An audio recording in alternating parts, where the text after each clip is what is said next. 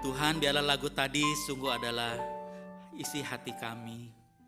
Beri pada kami Tuhan satu keyakinan, satu iman yang benar di hadapan Engkau. Kami sungguh-sungguh yakin Engkau ada Allah yang besar, Tuhan yang maha besar, tapi Tuhan yang dengan ajaib juga mengasihi setiap kami. Hidup yang kami jalani, yang tidak pernah putus asa, yang tidak pernah merasa sendirian, karena Tuhan selalu menyertai kami. Beri pada kami Tuhan selalu pengharapan di dalam Engkau, dan kami makin mengenal Engkau lebih dalam lagi, mengalami lebih dalam lagi, bahwa Engkau sungguh Allah yang besar, Allah yang ajaib, yang mengasihi setiap kami. Nah saatnya Tuhan yang merenungkan akan firman-Mu, Tuhan siapkan setiap kami. Kami sungguh rindu juga Tuhan, sekali lagi juga Engkau melawat setiap kami secara pribadi. Kau mengenal kami dengan sempurna, Kau kenal setiap kebutuhan kami. Dan kami sungguh rindukan Tuhan, firman yang ajaib kembali menyegarkan setiap kami. Berarti waktu sepenuhnya Tuhan, kiranya Engkau yang dipermuliakan di tengah kami. Ya, dalam nama Tuhan Kristus, Tuhan kami yang hidup, yang mengasihi kami semua. Kami naikkan doa ini. Amin. Silakan duduk kembali Bapak sekalian. Baik, selamat pagi Bapak Saudara sekalian. Pagi menjelang siang ya. Kita bersyukur dalam anugerah Tuhan bisa kembali beribadah. Bapak sekalian, kita bersyukur Tuhan memimpin hidup kita. Boleh tiba sampai hari ini di bulan yang kedua Bapak sekalian, di bulan tahun 2026. Masih ingat tema tahunan kita Bapak sekalian, yang sesuai dari tahun lalu, kita lebih lanjut lagi. Tema tahunan masih ingat? Firman Tuhan itu pelita bagi kakiku dan terang bagi jalanku. Seberapa Bapak sekalian setelah 1 tahun berlalu kita masuki tahun yang baru ini, dan kita sudah lewati juga 1 bulan kemudian, Januari sekarang masuk Februari. Seberapa firman Tuhan itu sungguh-sungguh berharga berarti buat kita. Saya rindu Bapak sekalian saudara makin cinta firman Tuhan, karena itu satu hal yang sangat akan merubah hidup kita. Nah Bapak sekalian, kita bersyukur sampai di hari ini, dan tema kita hari ini adalah satu tema yang mungkin bagi sebagian orang agak menakutkan Bapak sekalian, tetap beriman di tengah pergumulan. Tapi ini satu tema yang sangat penting karena hidup kita tidak selalu lancar-lancar saja Bapak sekalian. Dunia bukanlah surga, hidup kita di dalam dunia. Ada masa-masa berat kadang kita harus hadapi. Kalau kita sudah lewati, kita bersyukur. Tapi kalau kita waktu melewatinya, setengah mati Bapak sekalian dalam pergumulan itu. Tetap beriman. Tetap beriman adalah satu berarti ada tetap percaya Tuhan, tetap ikut Tuhan Yesus, tetap Kristen. Kira-kira gitu, Kristen yang benar saudara, Kristen yang sejati. Tetap beriman, tetap percaya Tuhan Yesus di tengah setiap pergumulan. Pergumulan itu bisa macam-macam Bapak sekalian, dari masalah, tantangan yang berat, perjuangan yang berat, kadang konflik batin dalam hidup kita, yang seolah-olah kita perlu berjuang mati-matian. Karena kalau tidak kita akan kalah, kita akan hancur, dan sebagainya Bapak sekalian. Itu pergumulan yang sering kita hadapi. Maka Bapak sekalian saya mulai dari satu kisah nyata yang mungkin sering kali kita hadapi. Saudara mungkin pernah dengar ada orang yang tadinya Kristen, kini tidak lagi Kristen, tidak lagi ikut Tuhan Yesus. Tentu kita nggak bisa menghakimi seberapa hidup dia dengan Tuhan, tapi itu kenyataan. Ada orang yang dulu Kristen sekarang tidak lagi ke gereja. Berapa banyak anak muda yang hari ini karena demi teman hidup meninggalkan kekristenan. Banyak kan Bapak sekalian. Berapa banyak orang yang mengaku Kristen kemudian kompromi.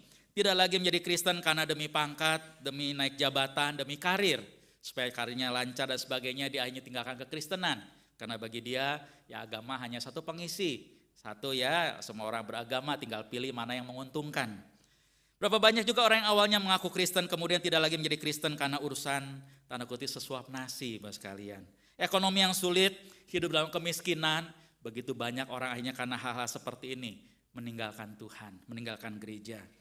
Ada kisah juga orang-orang yang mengaku Kristen bahkan mengaku sebagai hamba Tuhan atau pendeta, tapi kemudian meninggalkan kekristenan karena berbagai alasan. Ada yang kecewa dengan pelayanan karena ekonomi yang sulit, yang susah, ada yang sakit tidak kunjung sembuh, ada yang doanya tidak dikabulkan Tuhan, kecewa kepada Tuhan. Bahkan hal yang lebih ironis lagi Bapak sekalian, ada orang kecewa dengan hamba Tuhan atau pemimpin rohaninya, atau kecewa dengan orang Kristen atau saudara seiman, lalu kemudian marahnya sama Tuhan, lalu tinggalkan kekristenan. Ada juga yang seperti itu kan Bapak sekalian, begitu mendengar tokoh idolanya, kemudian akhirnya tidak jadi Kristen lagi, dia kecewa berat, lalu tinggalkan gereja, tinggalkan Tuhan.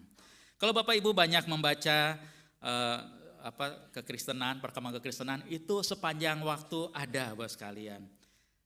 Di masa yang lalu, tahun 1957-an, tahun 50-an, saudara, pernah terkenal seorang bernama Charles Templeton. Charles Templeton ini dikatakan dia seorang yang melayani bersama dengan Billy Graham, seorang pengkhotbah mungkin nomor 1 di dunia yang pernah ada. Tapi dikatakan kemudian dia kecewa dengan Tuhan, dia meninggalkan kekristenan. Kemudian hari bahkan menjelang dia meninggal, dia menulis satu buku Farewell to God, kayak selamat berpisah dengan Tuhan gitu kira-kira, saudara ya. Itu seorang bernama Charles Templeton. Kemudian juga Bapak sekalian, di tahun 2011 pernah ada orang bernama Bart Campolo. Dia seorang anak daripada papanya, seorang hamba Tuhan yang sangat terkenal, Tony Campolo. Dikatakan dia meninggalkan Kristen juga dengan gayanya sendiri. Hanya seorang jadi humanis yang hanya sangat jauh dari Tuhan dan ateis. Lalu tahun 2019 seorang yang terkenal nama Joshua Harris, mungkin Bapak Ibu saudara yang anak muda dulu pernah baca bukunya I Kiss Dating Goodbye. Dikatakan jadi bukunya terkenal tentang panduan pacaran, tentang pacaran Kristen. Tapi kemudian hari dikatakan dia secara terbuka mengatakan saya bukan orang Kristen lagi. Saudara kaget sekali tentu ya. Saudara penggemar lagu-lagu kontemporer, saudara mungkin pernah dengar seorang Marty Sampson ya. Marty Sampson dikatakan seorang penulis lagu penyembahan dari Hillsong Worship, saudara. Hillsong Worship adalah satu gereja yang gereja Hillsong itu terkenal sekali di Australia, saudara ya. Banyak lagunya bahkan mungkin saudara pernah nyanyikan karangan dia. Satu masa dia pernah mengatakan imannya telah runtuh, dia merasa diri nggak jadi orang Kristen lagi. Tapi kemudian hari ya bersyukur dibilang mungkin iman saya sempat tergoncang, tapi sepertinya dia masih percaya Tuhan. Saudara bayangkan lagu dia dinyanyikan banyak anak Tuhan sampai hari ini, sedangkan pengarangnya waktu itu sempat tergoncang, saudara. Saudara kalau dengar seperti itu, saudara bisa kaget. Waduh gawat, lagunya saya suka nyanyikan, ternyata dia udah gak percaya Tuhan, gimana? Gitu kan? Ya bersyukurnya harapannya dia hanya tergoncang satu pergumulan masa seorang Kristen, saudara. Dan masih banyak lagi. Seorang lagi tahun 2021, Paul Maxwell, itu juga seorang penulis dan mantan kontributor untuk satu situs teologi yang terkenal, Desiring God. Dikatakan dia juga satu saat dia banyak menulis tentang luka, tentang trauma. Kemudian hari dia menuliskan satu pengumuman juga di Instagram dia tidak beriman lagi dan kekristenan. Orang kaget sekali tahun 2021 dan masih banyak lagi, saudara. Tapi yang poin saya adalah kita tidak menghakimi orang itu. Kita doakan, itu urusan dia sama Tuhan. Tapi satu hal yang kita boleh lihat adalah ini satu kenyataan. Inti dari semua adalah apa? Kecewa kepada Tuhan, lalu tinggalkan kekristenan. Itu yang banyak terjadi. Ada lagi memang kecewa dan kekristenan. Saya tetap percaya Tuhan, tapi saya gak mau jadi orang Kristen. Itu juga unik, saudara ya. Bahkan pernah ada lagi satu orang yang terkenal dikatakan, saya Kristen ateis. Saudara bayangkan, saya Kristen tapi ateis. Gimana saudara ya? Ada yang sampai seperti itu. Nah saudara, itu pergumulan yang dihadapi, kecewa kepada Tuhan. Satu pertanyaan buat kita, mungkinkah kita juga bisa menjadi salah seorang dari orang-orang itu? Satu pertanyaan yang kita harus pikirkan. Semoga itu tidak terjadi dalam kehidupan kita. Tapi waktu hidup kita mengalami satu pergumulan, bisa saja saudara kita bergumul satu pilihan seperti itu. Kalau hidup kita baik-baik semua, gak ada masalah saudara. Tapi kalau di dalam pergumulan yang berat, masihkah kita tetap beriman kepada Tuhan? Tetap percaya Tuhan Yesus, tetap orang Kristen yang sejati. Maka Bapak sekalian, hari ini saya mengajak kita mau belajar secara singkat satu hal yang saya rindu boleh menolong setiap kita. Tetap beriman di tengah pergumulan. Kita baca dulu ada 5 ayat firman Tuhan. Sangat sekali banyak firman Tuhan saudara sekalian ya. Tapi hari ini saya ingin kita fokus, paling gak jadi bekal buat kita saudara ya. Kita baca dulu bertanggapan dari ada 5 ayat firman Tuhan dari Injil Yohanes pasal 10, Mazmur 23 dan Ibrani ya. Kita baca bertanggapan saudara sekalian ya. Saya dulu, ini perkataan Tuhan Yesus terus berkata, akulah gembala yang baik dan aku mengenal domba-dombaku dan domba-dombaku mengenal aku.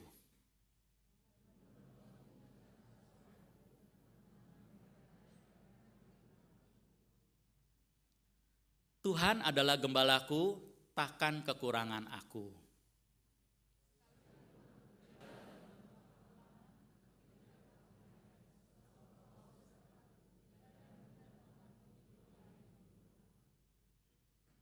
Sama-sama, janganlah kamu menjadi hamba uang dan cukupkanlah dirimu dengan apa yang ada padamu. Karena Allah telah berfirman, aku sekali-kali tidak akan membiarkan engkau dan aku sekali-kali tidak akan meninggalkan engkau. Demikian bacaan firman Tuhan, berbeda seorang baca firman Tuhan merenungkan melakukannya dalam kehidupannya sehari-hari. Bapak sekalian, bagaimana kita sebagai anak Tuhan bisa tetap beriman di tengah pergumulan kita? Itu satu pertanyaan yang penting. Gimana kita tetap bertahan sebagai anak Tuhan di tengah pergumulan yang kita hadapi? Hal yang pertama yang kita bisa belajar adalah iman itu harus dibangun di atas dasar relasi dengan Tuhan. Itu hal yang pertama, saudara sekalian. Gimana kita sebagai anak Tuhan tetap beriman di tengah pergumulan? Kalau iman itu bisa dibangun di atas dasar relasi dengan Tuhan. Iman yang benar dibangun dan kokoh dibangun di atas dasar relasi dengan Tuhan. Iman yang benar itu seperti itu. Bukan dibangun di atas dasar berkat-berkat. Ketika berkat-berkat Tuhan lebih penting daripada Tuhan, maka waktu berkat itu hilang. Apalagi Tuhan, saudara, betul enggak? Jadi iman yang benar itu dibangun di atas apa? Relasi dengan Tuhan, bukan di atas berkat-berkat Tuhan. Bagaimana relasi dengan Tuhan itu dibangun, saudara sekalian? Tadi kita baca Yohanes 10 ayat 14 dikatakan, Tuhan berkata, "Akulah gembala yang baik, dan aku mengenal domba-dombaku, dan domba-dombaku mengenal aku." Hal yang pertama, Yohanes 10 ayat 14 mengatakan, Tuhan mengatakan, "Akulah gembala yang baik." Kita sudah bahas waktu-waktu yang lalu, bahwa sekalian banyak sepanjang tahun kita pernah bahas mengenal Tuhan gembalaku yang baik. Tapi di sini yang kita lihat adalah apa? Tuhan mengatakan, "Akulah gembala yang baik," dan dikatakan, "Aku mengenal domba-dombaku." Tuhan mengenal domba-dombanya. Kalau kita adalah dombanya Tuhan, Tuhan kenal kita. Tapi yang kedua dikatakan, "Dan domba-dombaku mengenal aku." Kalau kita adalah domba-dombanya Tuhan, kita juga adalah apa harusnya? Mengenal siapa Tuhan kita. Kata mengenal dalam bahasa aslinya adalah kata yang bagus, kata penting, bukan cuma kenal, saudara, kenal dari kata orang. Kamu kenal gak sih? Ya kayaknya kenal selewat, gak demikian, saudara. Bukan kenal tahu. Tapi kenal di sini adalah kenal dari pengalaman. Satu pengenalan yang berjalan bersama, saling mengenal. Aku mengenal domba-dombaku dan domba-dombaku mengenal aku. Tuhan kenal aku kenal Tuhan, kenal di mana? Aku kenal dalam pengalaman pribadi, aku sungguh-sungguh kenal siapa dia dan dia kenal aku. Ada satu relasi yang baik, satu pengenalan yang dalam, satu sama lain. Itu mengenal, saudara sekalian. Itu kenal yang dimaksud di sini. Pengenalan yang pribadi, yang betul-betul kenal. Bukan cuma jauh, saudara, tapi betul-betul ada relasi. Lalu dari sini, kalau kita ingat kembali, Mazmur 23, ini yang Daud katakan. Waktu Tuhan katakan tadi dia adalah gembala yang baik, dia akan merujuk pada Mazmur 23. Terus Tuhan pernah mengatakan, dalam Mazmur 23 Daud mengatakan, "Tuhan adalah gembalaku, takkan kekurangan aku." Ini seorang yang mengenal gembalanya. Daud katakan apa? Tuhan adalah gembalaku, bukan gembala orang lain. Tuhan yang mana? Tuhan menciptakan langit dan bumi, Tuhan yang maha besar, yang tadi kita nyanyikan. Tuhan yang besar itu. Dan Tuhan yang besar itu Tuhan yang luar biasa, yang maha tahu, yang maha kuasa, yang begitu mengasihi kita. Dia adalah gembalaku. Waktu Tuhan menjadi gembalaku, Daud katakan, sekalipun aku berjalan dalam lembah kekelaman, atau dalam bahasa kita hari ini, sekalipun aku dalam pergumulan yang berat, aku tidak takut bahaya. Sebab apa? Engkau besertaku. Tuhan gembalaku selalu menyertai aku. Gadamu dan tongkatmu itulah yang menghibur aku. Kenapa Daud bisa mengarang Mazmur 23? Karena dia mengalami sendiri. Bagaimana dia seorang gembala yang mencintai dombanya. Dia berjuang untuk domba-dombanya. Mati-matian melindungi dombanya daripada bahaya. Dan dia mengasihi dombanya supaya domba bisa hidup dengan baik, dengan tenang. Itu pengalaman Daud dengan domba-dombanya. Maka dia gambarkan dengan pengalaman dia bersama dengan Tuhan. Pengalaman Daud dengan Tuhan dia gambarkan seperti juga sama. Dikatakan Tuhan adalah gembalaku dan aku adalah dombanya. Daud sudah mengalami berbagai pergumulan dalam kehidupan dia. Bahkan pernah dalam pergumulan yang paling berat, yang berkali-kali kalau saudara baca dalam Alkitab, Daud berhadapan dengan maut. Seolah-olah gak ada jalan keluar lagi. Tapi Tuhan selalu melindungi dia, Tuhan menolong dia, Tuhan tidak pernah meninggalkan dia. Maka dia bisa mengatakan, Tuhan adalah gembalaku. Satu relasi dengan Tuhan, mengenal akan Tuhan, malam pribadi berjalan bersama dengan Tuhan. Yang sungguh-sungguh jadi milik Daud dikatakan, milik yang tidak bisa diambil. Saudara, pengalaman kita bersama dengan Tuhan adalah pengalaman pribadi yang gak bisa diambil orang lain. Kita dengan Tuhan, pengenalan pribadi, mengenal Tuhan secara pribadi. Nah saudara, saya berikan satu contoh hari ini tadi, maka saudara gambar kita, orang mungkin bingung ini gambar siapa. Ini gambar lukisan tentang Ayub saudara. Saya kenalkan kisah nyata Ayub. Ayub adalah seorang tokoh yang pernah hidup di tengah dunia, bukan tokoh dongeng, saudara. Karena dalam kitab Yeskil, kitab Yakobus mengatakan Ayub seorang yang pernah hidup, saudara sekalian ya. Ayub seorang yang pernah hidup di masa lalu, waktu itu Alkitab mengatakan dia seorang yang saleh dan jujur. Dia takut akan Tuhan, dia menjauhi kejahatan. Seorang yang hidup sangat baik sekali, itu Ayub. Dia dikaruniai 10 orang anak, 7 anak laki-laki dan 3 anak perempuan. Zaman dulu kalau punya anak banyak itu berkat, saudara sekaliannya. Lalu kemudian Tuhan limpahkan berkat yang luar biasa. Dia punya 7.000 ekor kambing domba. Itu harta yang besar sekali waktu zaman masa Ayub. Dia punya 3.000 ekor unta. Unta kalau zaman kita hari ini mungkin seperti mobil mewah, saudara, kira-kira gambarannya. Saudara punya mobil mewah satu aja udah bersyukur, saudara. Si Ayub punya 3.000 kira-kira kalau gambaran kita, imajinasi kita hari ini. Saudara bayangkan punya 3.000 mobil mewah, wah luar biasa kan. Dia punya 3.000 ekor unta, 500 pasang lembu untuk bekerja kan, 500 keledai betina. Betina itu, keledai itu biasa bisa juga selain untuk angkut barang kayak mobil gitu kira-kira ya 500, saudara ya. Budak dalam jumlah yang sangat banyak. Saya dikatakan dia yang terkaya dari semua orang di sebelah timur. Kalau bayangan kita sekarang ya kayak orang konglomerat lah, saudara gitu. Seorang yang sangat kaya sekali, luar biasa. Seorang yang sangat kaya luar biasa yang dikatakan hartanya begitu berlimpahnya. Nah setiap kali anak-anaknya itu berpesta, anak-anak orang kaya, saudara ya pesta. Lalu setelah pesta berlalu, di hari-hari pesta itu Ayub selalu panggil anak-anaknya, bahkan menguduskan mereka. Doakan mereka, kasih persembahan pada Tuhan, karena Ayub katakan takut anaknya berbuat dosa waktu pesta itu. Itu yang terjadi luar biasanya Ayub, saudara. Ayub yang seperti itu, Alkitab menceritakan satu hari waktu anaknya pesta di rumah yang sulung, datanglah seorang pesuruh pembantu, saudara ya, karyawan dia datang lapor sama Ayub. Sedang lembu dan keledai dikatakan lagi digembalakan gitu ya di padangnya, datang orang Sheba merampok. Lembu, sapi dan keledai betinanya dirampok semua habis, tinggal pembantu satu orang yang selamat pulang lapor sama Ayub. Saudara bayangkan 500 pasang lembu, 500 keledai betina habis dirampok. Sementara orang itu bicara, datang lagi orang lain lapor. Kambing domba dan penjaganya disambar api dari langit. Kayak bencana, saudara. Toto disambar dari api, habis semua. 7.000 ekor kambing domba. Sekali disambar api, kebakar dari langit. Itu kita sebut kayak bencana alam, saudara. Kira-kira gitu ya. Bayangkan saudara bisa api sekali nyambar 7.000 ekor habis, saudara. Dan penjaganya semua mati. Tinggal satu yang bisa lapor. Sementara itu bicara, datang lagi orang lain berkata, unta-untanya dirampok oleh orang Kasdim. 3.000 ekor unta. Saudara bayangkan kalau saudara punya, tadi saya gambarkan unta kayak mobil mewah, saudara punya 3.000 mobil mewah, dirampok semua habis, saudara ya, habis. Nah sementara itu bicara, datang lagi orang lain, nyusul. Udah kaget-kaget semua harta hilang dalam satu hari, saudara. Lalu anak-anak dikatakan sedang pesta di rumah yang sulung, dikatakan tiba-tiba angin ribut bertiup dari seberang padang gurun. Entah dari mana datang angin, rumah dilanda dari 4 penjuru. Biasanya kalau angin datang di satu arah, ini dari 4 arah, saudara. Angin datang lalu rumah itu roboh. Robohnya bukan keluar, ke arah dalam. Semua anaknya meninggal. Saudara, kalau saudara jadi Ayub, bagaimana rasanya? Respon Ayub, kita mengatakan, maka berdirilah Ayub lalu mengoyak jubahnya, mencukur kepalanya. Itu satu tanda berduka. Saudara bayangkan punya 10 anak, satu hari habis semua, harta hilang semua.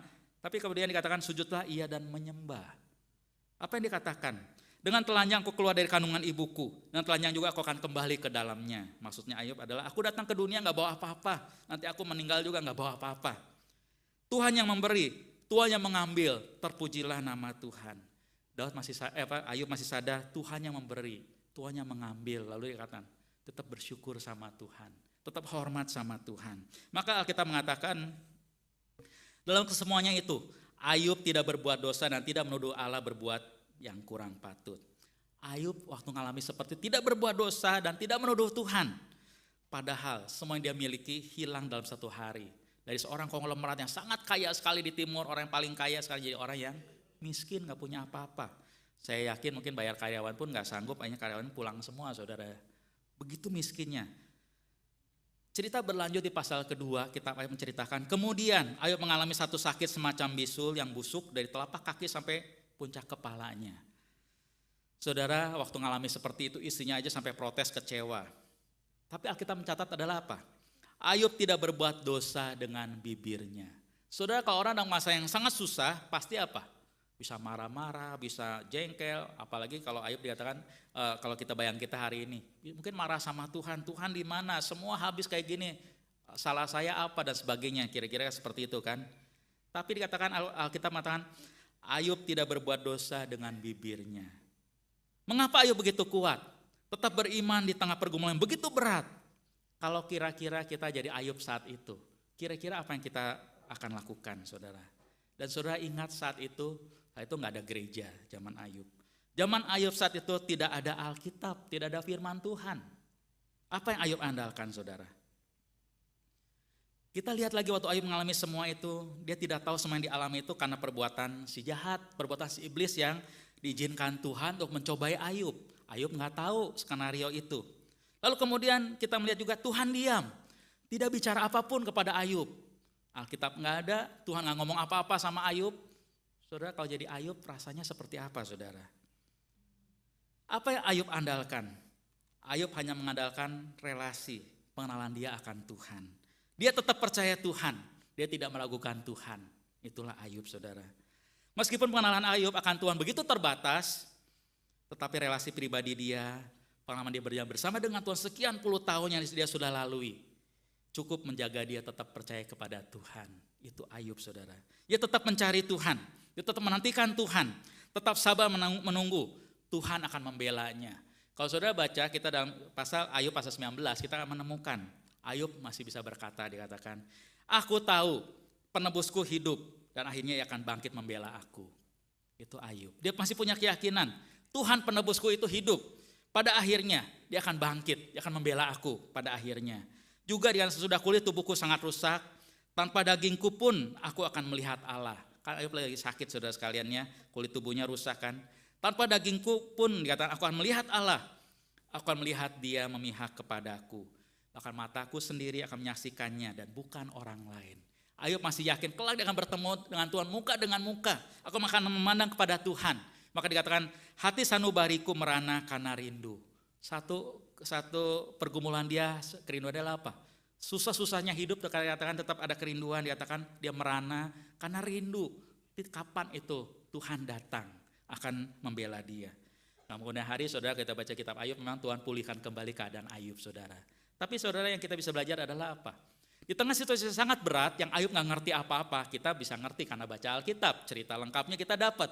Tapi waktu jadi Ayub saat menjalani saat itu, dia gak pernah tahu masa depannya kayak apa, titik ujungnya kayak apa. Tapi dia tetap mempunyai pengharapan kepada Tuhan. Dan dia tahu satu saat Tuhan akan bangkit membela dia. Dan dia tahu Tuhan yang dia percaya. Itu relasi dia dengan Tuhan, saudara sekalian. Nah, dari ini apa yang dapat kita pelajari buat sekalian?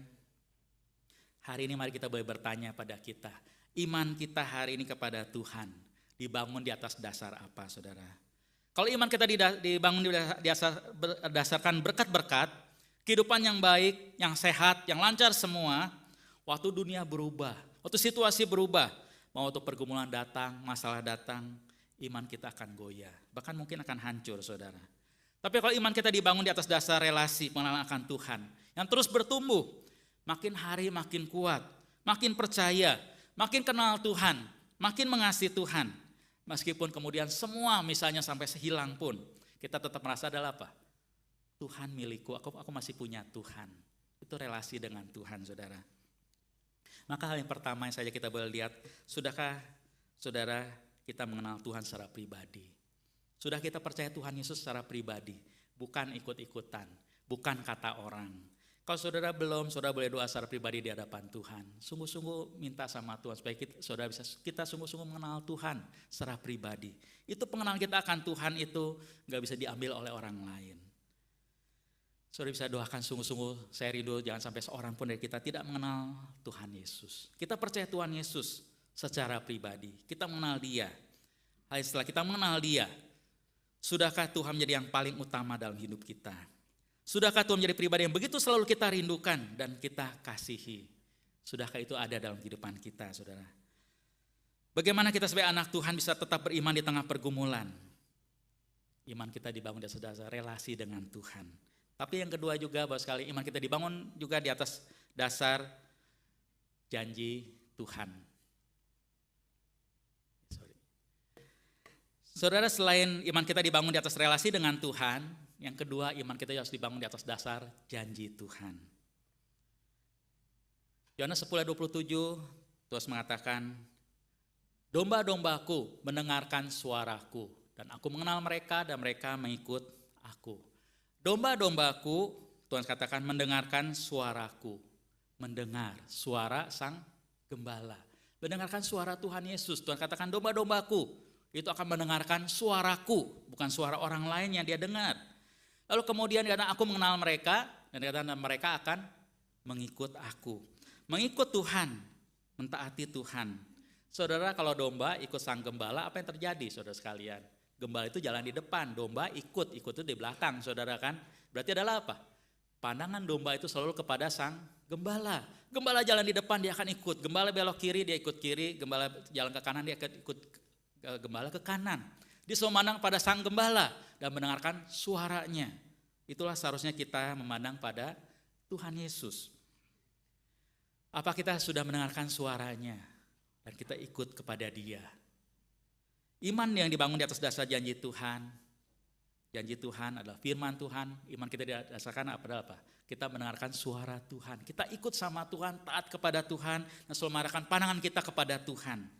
Nah, hari ini saya mengajak kita melihat satu suara Tuhan, firman Tuhan berikan dalam firman Tuhan yang ini banyak firman Tuhan saudara ya, tapi saya pilih satu yang saya anggap ini sangat berhubungan dengan kehidupan kita dan boleh jadi satu gambaran untuk kita. Iman dibangun di atas dasar janji Tuhan. Ibrani 13 ayat 5, firman Tuhan mengatakan, janganlah kamu menjadi hamba uang dan cukuplah dirimu dengan apa yang ada padamu. Karena Allah telah berfirman, aku sekali-kali tidak akan membiarkan engkau dan aku sekali-kali tidak akan meninggalkan engkau. Firman Tuhan dikatakan jangan kamu menjadi hamba uang. Hamba uang dalam bahasa aslinya adalah cinta uang. Harafiahnya gitu, kata cinta dan uang disatukan gitu ya. Dalam bahasa aslinya pilarguros. Pileo itu saudara mengasihi, lalu arguros itu uang kira-kira gitu saudara sekalian ya, mencintai uang. Jadi hamba uang itu adalah apa? Cinta uang harafiahnya. Jangan kamu menjadi hamba uang atau jangan kamu cinta uang. Saudara, kenapa ini penting? Saudara sekalian, uang adalah salah satu hal yang paling kuat, bahkan disebut seperti saingannya Tuhan. Saudara masih ingat, dikatakan kamu gak bisa mengabdi kepada Tuhan dan Mamon. Dikatakan. Mamon itu harta atau uang. Saya pernah khotbahkan saudara sekalian kan ya. Seringkali orang mengabdi gak bisa pilih, karena Tuhan dan uang, gak bisa. Kamu harus mengabdi hanya salah satu, Tuhan atau Mamon. Nah, salah satu alasan, selain berbagai alasan yang lain, orang bisa meninggalkan Tuhan, tinggalkan gereja. Satu alasan yang mungkin paling banyak, nah sepanjang sejarah manusia sampai hari ini, salah satunya adalah apa saudara? Uang, harta, kemewahan hidup. Bahkan tanpa disadari, orang percaya pun, anak Tuhan pun bisa dengan mudahnya menjauh dari Tuhan. Menomorduakan Tuhan karena apa?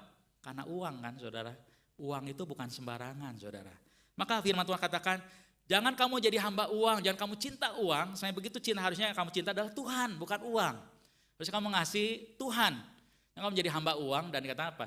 Cukupkanlah dirimu dengan apa yang ada padamu. Belajarlah percaya, cukupkan dengan apa yang ada padamu karena Tuhan yang memelihara. Kata mencukupkan berarti adalah apa? Belajar mencukupkan diri. Seringkali kita jadi cinta uang, hamba uang karena apa? Kita selalu merasa tidak cukup, kita selalu kurang. Tapi firman Tuhan katakan, belajarlah mencukupkan diri dengan apa yang ada padamu. Belajar mencukupkan diri dengan apa yang ada. Atau dengan bahasa lain juga adalah belajar merasa cukup puas dengan apa yang Tuhan berikan. Kalau kita tidak pernah puas, hidup kita gak pernah selesai saudara sekalian. Saudara cari uang mau sampai jumlah berapa saudara? Kita mau nabung atau mau kumpul uang berapa banyak harta kita? Gak ada ujungnya saudara. Selalu merasa kurang. Tapi dikatakan firman Tuhan ingatkan kita, cukup, belajar cukup dengan apa yang ada. Dan dikatakan karena apa? Tuhan berfirman, dia tidak akan pernah meninggalkan kita. Nah ini saudara firman yang luar biasa. Karena Allah telah berfirman, aku sekali-kali tidak akan membiarkan engkau dan aku sekali-kali tidak akan meninggalkan engkau. Saudara, ini kalimat sepertinya biasa, tapi kalau saudara renungkan, baca ulang-ulang, saudara akan ngerti. Dan kalau kita ngerti bahasa aslinya, ini kata sangat luar biasa. Karena apa? Yang ngomong Tuhan. Karena Allah telah berfirman. Ini yang bicara adalah Tuhan. Apa yang Tuhan katakan? Aku sekali-kali tidak akan membiarkan engkau dan aku sekali-kali tidak akan meninggalkan engkau. Aku sekali-kali itu dalam bahasa aslinya ada suatu penekanan dikatakan double saudara sekalian di bahasa aslinya. Jadi penekanan yang betul-betul ditekankan. Aku sekali-kali, aku tidak pernah akan kira-kira gitu ya. Satu penekanan, aku sekali-kali betul-betul enggak akan. Katakan, aku sekali-kali tidak akan membiarkan engkau dan aku sekali-kali tidak akan meninggalkan engkau. Kata membiarkan itu dalam bahasanya ada seperti dibiarkan sendiri atau kayak dilepas. Aku sekali-kali tidak akan lepasin kamu kira-kira gitu dalam tanda kutip. Seperti dikatakan dibiarkan sendirian. Aku gak pernah lepasin kamu. Kalau kayak dipegang tetap dipegang gitu. Aku sekali-kali tidak akan membiarkan engkau. Aku sekali-kali tidak akan lepasin kamu kira-kira gitu. Lepas dalam arti positif saudara sekalian ya. Tapi yang kedua adalah aku sekali-kali tidak akan meninggalkan engkau. Kata meninggalkan di sini adalah kata meninggalkan sudah tahu ya, ditinggalkan. Bahasanya adalah ditinggalkan sendiri di belakang. Lebih harap ya gitu. Jadi aku sekali-kali tidak akan apa? Tinggalin kamu sendiri di belakang. Aku gak pernah akan tinggalin kamu. Kamu akan selalu bersama dengan kamu. Kira-kira seperti itu saudara sekalian. Nah hal yang pentingnya adalah apa? Ini yang mengatakan adalah Tuhan. Aku sekali-kali tidak akan melepaskan kamu, tidak biarin kamu sendirian kira-kira. Dan aku sekali-kali tidak akan tinggalin kamu sendirian di belakang. Tuhan tidak akan tinggalkan, Tuhan akan selalu menyertai. Nah saudara yang ngomong adalah Tuhan. Tuhan yang besar atau Tuhan yang kecil? Tuhan yang maha besar kan. Kalau Tuhan yang maha besar yang ngomong, siapa yang bisa halangi Tuhan? Kita sama Tuhan besar siapa saudara? Kalau misalnya Tuhan, kita lebih besar daripada Tuhan, Tuhan mau pegang kita, kita lebih kuat, kita lari, bisa kan? Tapi kalau Tuhan yang lebih kuat dari kita bisa lari dari Tuhan enggak? Enggak bisa saudara. Kalau Tuhan mengatakan aku sekali-kali tidak akan membiarkan engkau, aku sekali-kali tidak akan meninggalkan engkau. Tuhan yang ngomong, kita bisa lari dari mana? Dari Tuhan. Enggak bisa. Pemasmur pernah mengatakan, aku lari ke ujung langit pun Tuhan ada di sana. Aku turun ke dunia orang mati pun Tuhan ada di sana. Aku enggak bisa lari dari Tuhan. Tuhan yang besar. Kalau Tuhan katakan, aku sekali-kali tidak akan biarin kamu atau tidak akan meninggalkan kamu, berarti adalah apa? Tuhan selalu ada bersama dengan kita. Kita sadar nggak sadar, lihat tidak lihat, Tuhan tidak pernah membiarkan kita, tidak pernah meninggalkan kita sendirian.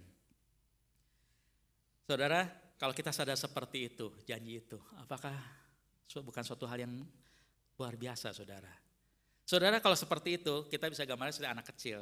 Kalau anak kecil baru belajar jalan di satu ruangan, saudara kita jadi orang tua yang sayang sama anak, kita mengawasi anak kita. Kira-kira anak kita bisa lari nggak dari pandangan kita? Kemanapun dia lari kita tetap bisa lihat dia. Tapi beda kalau kita yang lari dari dia nggak bisa kejar kita.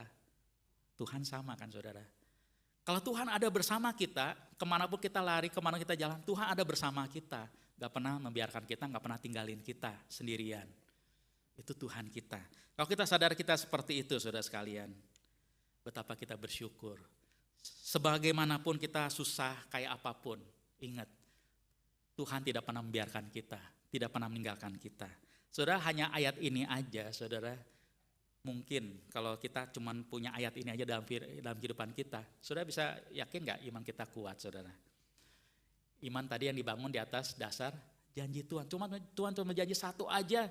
Kalau kita pegang dan itu Tuhan yang janji, Tuhan tepati, hidup kita sudah aman. Apalagi firman Tuhan begitu banyak di Alkitab, saudara, sesuai dengan kebutuhan kita.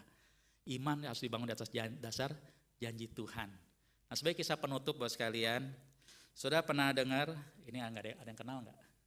Mungkin nggak ada ya, orangnya nggak dari Palembang sih saudara ya. Ini suatu kisah anak Tuhan saudara ya. Saudara pernah dengar dessert gorengan nomor 1 di dunia itu adalah pisang goreng ternyata saudara. Pernah dengar nggak itu ya? Di tes Atlas itu tahun 2023 mengatakan dessert camilan gorengan penutup terbaik nomor 1 di dunia itu pisang goreng ternyata saudara ya, ada di Indonesia. Ini kisah seorang anak Tuhan namanya Nanik Sulistiowati. Kita ada Bu Nani juga ya, tapi Nani yang berbeda. Dia kebetulan juga dari Madiun saudara di Jawa ya. Nanik Sulistiowati yang menceritakan kisah hidup dia, yang saya rindu jadi inspirasi buat kita ya. Saya kenal dia karena dia seorang anak Tuhan. Waktu saya dulu di Jakarta, beliau di GKY ya. Hari ini saya nggak tahu ya, mungkin masih GKY ya. Nah saudara, dia menceritakan adalah apa? Di medsos saudara bisa cari banyak. Dia ceritanya satu kali dikatakan dalam kehidupan dia tuh menikah dengan suami, bisnis, suaminya satu saat itu usahanya bangkrut. Bisnisnya ekspor garment, jadi pakaian gitu ya, gagal saudara. Di tengah kegagalan seperti itu, dia seorang istri, dia berusaha bangkit semangat untuk bantu suami. Anak-anak masih kecil, jadi dikatakan dia mulai usaha kecil-kecilan. Dia bikin masakan, dia pintar masak, dia bikin kalau nggak salah bikin pizza atau bikin apalah gitu ya, makanan dia jual-jual ke orang. Satu kali ditawarin catering sama ada temen, ayo kamu catering aja, mau nggak? Dia coba catering ke hotel. Saudara ya, catering kan hotel kan banyak karyawan gitu kan, catering kan. Pertama dibilang 2 minggu pertama dikomplain terus, ininya nggak enak lah, ininya kurang. Tapi dia benar, dia berusaha setengah mati, dia berjuang. Kemudian hari dia sampai bisa masuk ke hotel bintang 5, saudara, cateringnya. Dia bisa sampai 1.200 sampai kemudian sampai 2.000 orang. Saudara bayangin masak untuk 2.000 orang berapa banyak, saudara ya. Dia kerja keras, sampai dikatakan untuk kerja keras itu tidur satu hari cuma 2 sampai 3 jam. Kadang dia setir mobil itu di jalan di lampu merah aja dia bisa tidur, saudara. Cuman untungnya selalu ditemenin orang. Lampu hijau dibangunin, jalan lagi, saudara ya. Itu masa-masa dia lalui. Nah, dia menceritakan tahun 2002 itu masa dia yang paling sulit dia pernah hadapi, saudara. Saudara kalau tinggal di Jakarta, tahun 2002 itu pernah ada banjir besar di Jakarta. Gitu ya, waktu masih Jakarta juga sama, rumah saya juga kebanjiran, saudara ya. Banjir saya di lantai bawah itu, di dalam rumah aja, rumah saya udah seperut airnya, saudara ya, di luar sedada ya. Nah, rumah dia juga kena, sekaki atau berapa, saudara gitu ya. Banjir besar rumah dia kena, itu bulan Februari. Lalu bulan April, satu anak kena DBD, demam berdarah, masuk rumah sakit. 1 minggu kemudian pulang, anaknya ini pulang, anak satu lagi masuk sama kena demam berdarah, saudara, masuk rumah sakit lagi. Waktu itu dikatakan dia nggak pegang uang cadangan di rumah, betul nggak ada uang. Yang ada uang hanya untuk putaran, untuk modal usaha. Karena dia bilang uangnya tuh habis untuk renov, kalau nggak salah renov dapur atau apa gitu, saudara sekalian ya. Itu bulan April. Sekitar bulan Juni atau Juli dikatakan ibunya masuk rumah sakit, kena infeksi saluran kencing. Jadi sudah gitu. Lalu yang mengagetkan adalah bulan Agustus. Bulan Agustus suaminya ditangkap, saudara, masuk penjara. Padahal tidak salah. Jadi waktu itu dikatakan apa? Dia ceritakan waktu itu suaminya itu kan bisnis lagi susah karena gagal itu, adiknya mau bantu. Adik suaminya mungkin gitu, adiknya bilang, ini ada satu bisnis, mau nggak kamu jadi import barang dari China? Kirim sampelnya dari China, datang. Kirimnya ke rumah. Sampelnya itu bentuknya kayak tepung, saudara, entah tepung buat apa, saudara ya. Kemudian dikatakan dicurigai itu mengandung narkoba. Jadi suaminya ditangkap, saudara sekalian. Jadi diduga penyelundupan narkoba modus baru, dikatakan isunya seperti itu. Jadi nggak tahu apa-apa, suaminya ditangkap di penjara, saudara. Anak-anak masih kecil dan itu dikatakan masuk berita se-Indonesia. Saudara bayangkan beban beratnya.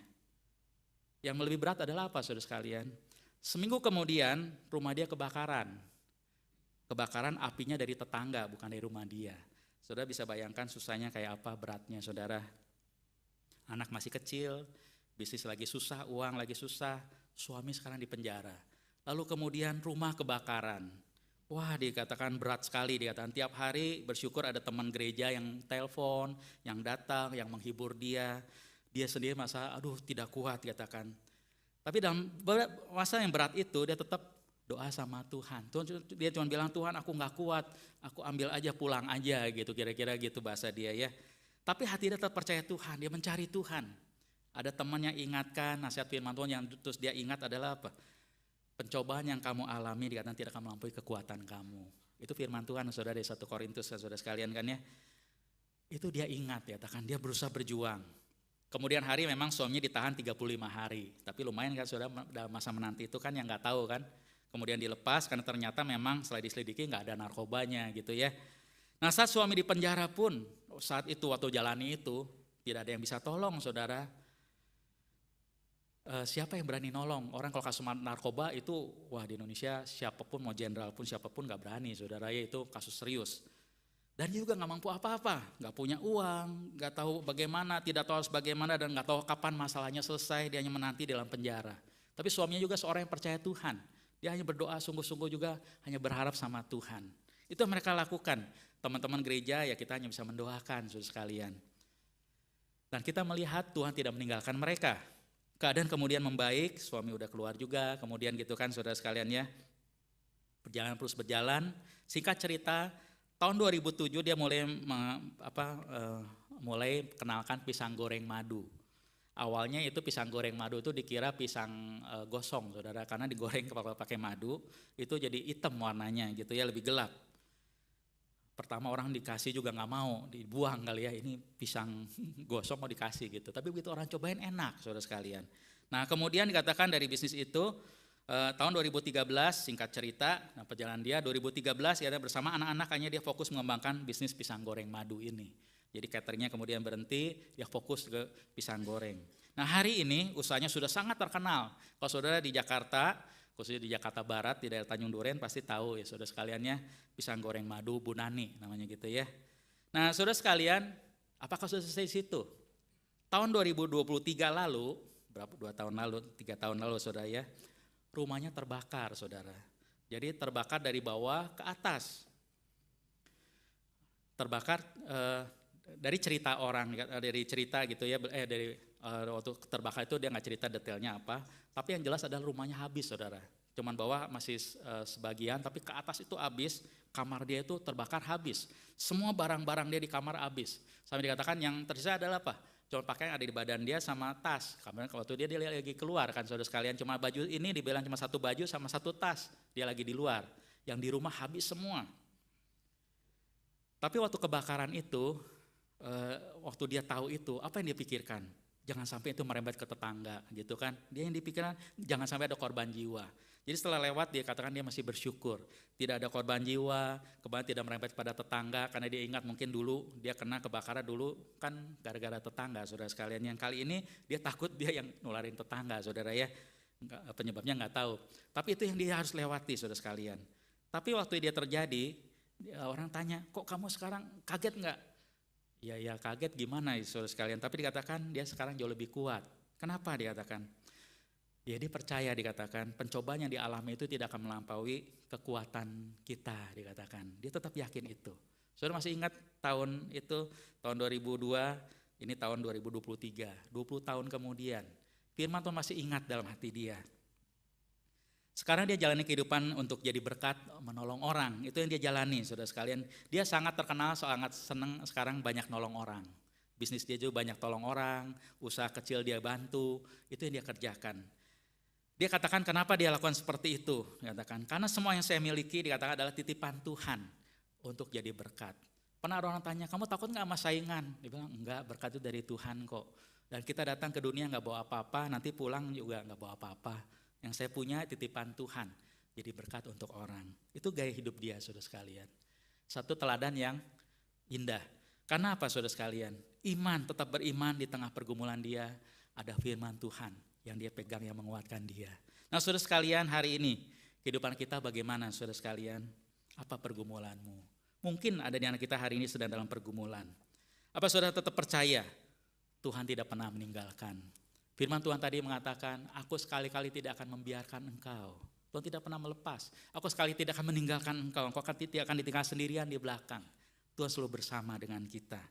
Beranikah kita mempercayakan hidup kita sepenuhnya kepada Tuhan? Nah saya rindu bahwa sekalian kalau hari ini dalam pergumulan apapun juga, berani gak datang sama Tuhan, peganglah firman Tuhan. Tapi yang pertama dulu tadi awalnya adalah relasi dengan Tuhan. Jangan saudara tidak kenal Tuhan. Kalau saudara kenal Tuhan, kenal lebih dalam. Tapi yang kedua saudara sekalian, hidup dalam firman Tuhan. Ingatlah janji Tuhan itu jadi pegangan yang teguh buat kita. Firman Tuhan membuat kita bisa kuat saudara sekalian dalam segala keadaan.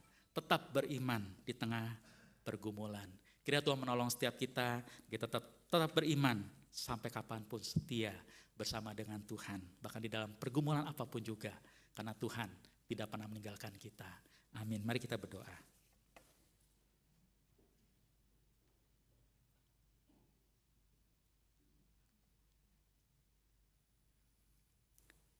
Tuhan, Kau mengenal setiap kami secara pribadi.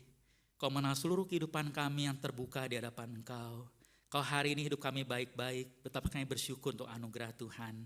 Dan dalam setiap kebaikan yang kami alami, dalam setiap anugerah Tuhan, kami selalu ingat juga Tuhan, semua yang kami miliki, semua anugerah-Mu adalah daripada Tuhan.